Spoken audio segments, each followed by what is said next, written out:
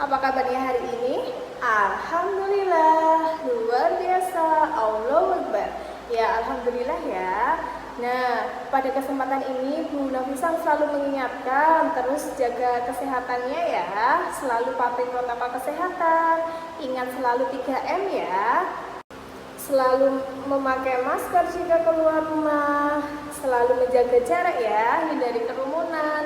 Dan selalu rajin mencuci tangan ya. Nah, pada pagi hari ini kita akan belajar bareng-bareng lagi ya. Kita masuk ke tema G, subtema 3, pembelajaran 4 ya, tentang kebersamaan di tempat bermain. Nah, pada pembelajaran 4 ini, Yudi, Dika, dan Rama selesai bermain layang-layang. Mereka sedang berjalan pulang. Mereka melihat layang-layang putus. Mereka pun mengejar layang-layang yang putus. Nah, kalian bisa lihat pada gambar ya. Nah, apakah perilaku anak-anak yang ditunjukkan pada gambar tersebut baik? Dan menurutmu, apa akibatnya jika anak-anak melakukan perilaku tersebut? Nah, untuk lebih tahunya, di sini ada teks percakapan. Kalian bisa membacanya dengan suara nyaring ya. Kebersamaan yang berbahaya. Yudi, Dika, Rama, lihat ada layang-layang putus. Rama, mari kita kejar. Lumayan kalau kita berhasil mendapatkannya. Yudi, ayo, apalagi yang kita tunggu? Dika, maaf Yudi dan Rama, mengejar layang-layang di jalan raya itu berbahaya. Aku tidak ikut. Yudi, payah kamu, Dika. Kamu penakut. Dika, biar aku dikatakan penakut, aku tetap tidak mau ikut. Aku tidak ingin celaka ditabrak mobil. Yudi dan Rama segera meninggalkan Dika. Mereka mengejar layang-layang. Layang-layang jatuh di tengah jalan. Mereka tetap saja mengejar layang-layang. Sopir pengemudi mobil sedan marah-marah. Nah, bagaimana? Kalian sudah paham ya, kenapa kita tidak boleh mengejar layang-layang di jalan? Nah, sekarang coba kalian bisa berlatih menjawab pertanyaan berikut ini ya.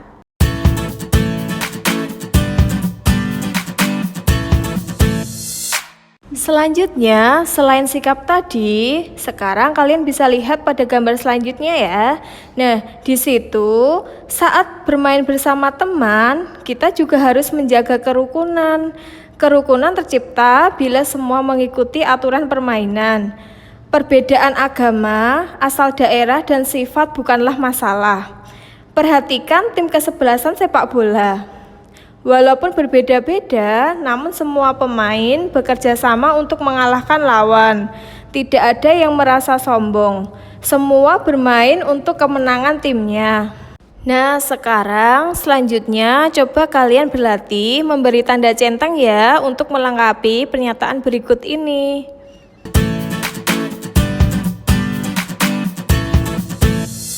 Selain itu, perlu kalian tahu ya, jika dalam bergaul dengan teman, kita harus menghindari sikap-sikap yang tidak baik ya. Misalnya, sikap sombong. Nah, biasanya orang yang sombong itu banyak yang tidak menyukainya. Nah, di sini ada contoh cerita tentang kesombongan. Nah, kalian bisa membaca dan menyimaknya ya. Ular yang sombong. Pada zaman dahulu, hidup seekor ular yang sombong. Ia merasa dirinya yang paling kuat. Pada suatu hari, ia bertemu seekor badak yang sedang beristirahat. Ular, "Hai badak, apa yang kau lakukan?" Badak, aku sedang beristirahat. Apa kabarmu, ular? Ular, "Aku baik-baik saja. Sebenarnya kau sedang bermalas-malasan. Pantas saja tubuhmu besar." Badak, begitukah menurutmu, ular? Kau sendiri hanya menyombongkan diri saja. Ular, "Itu karena aku hewan yang paling kuat, sementara dirimu hanya hewan tak berguna." Badak, kau selalu meremehkan hewan lain. Belum tentu kau dapat mengalahkan aku. Ular, "Jadi kau menantangku? Aku akan meremukkan tulang-tulangmu. Racunku akan membuatmu mati seketika. Badak, buktikanlah jika kau memang kuat. Mendengar tantangan badak, ular pun langsung melilit tubuh badak dengan sekuat tenaga. Namun, karena tubuh badak besar, ular tidak dapat melilitnya.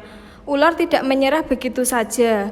Ular mencoba menggigit badak, namun taringnya tidak dapat menembus kulit badak. Akhirnya, ular mengaku kalah. Badak, apakah kau masih menyombongkan dirimu, ular? Ular, maafkan aku badak, selama ini aku terlalu sombong. Aku sangat menyesali perbuatanku. Nah, bagaimana kalian sekarang sudah paham ya bahwa sikap sombong itu tidak baik. Nah, sekarang coba kalian bisa menjawab pertanyaan berikut ini ya.